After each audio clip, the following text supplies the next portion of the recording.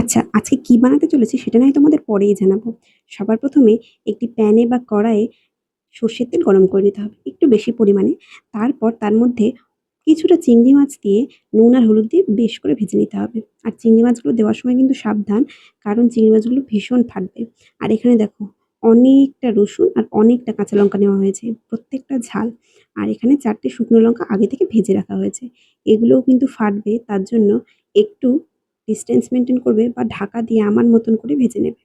আচ্ছা, ভাজা হয়ে গেলে এর মধ্যে বড়, বড় করে কেটে রাখা বাঁধাকপি আমি দিয়ে দিচ্ছি। আচ্ছা, তোমরা কি কেউ গেস করতে পারছো আমি কি রান্না করছি? যদি পারো ভিডিওটা এতটা দেখার পরেই কিন্তু কমেন্ট করে দেবে। আচ্ছা, এরপর দেখো সমস্তটা ভেজে নেব। ভেজে এরকম লাল, লাল করে ভেজে নিতে হবে। তারপর এটা একটা পাত্রে নামিয়ে খুব ভালোভাবে ঠান্ডা করে নিতে হবে। এতটা দেখার পর অনেকেই গেস করতে পেরেছো আমি আজকে কি করছি। হ্যাঁ, আজকে আমি বাঁধাকপি বাটা করছি।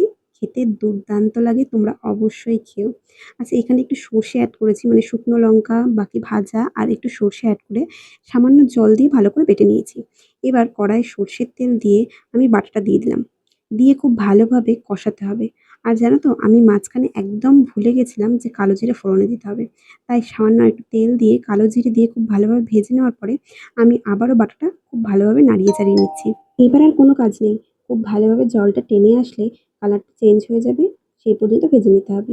দেখো জলটা এই পর্যন্ত টেনে ভালোভাবে ভাজা হয়ে গেলে এটা একদম রেডি। ভাতের সঙ্গে খেতে অসাধারণ দুর্দান্ত লাগে, আর এটা একটু ঝাল, ঝাল হওয়ার জন্য আরো বেশি ভালো লাগে। খুবই ভালো খেতে। তোমরা অবশ্যই বাড়িতে ট্রাই করো। আর কে, কে খেয়েছো এর আগে আমাকে জানিও, আর কে, কে খাওনি সেইটাও আমাকে জানিও। চলো আজকে এই পর্যন্তই, দেখা হবে অন্য কোনো ভিডিওতে। টাটা।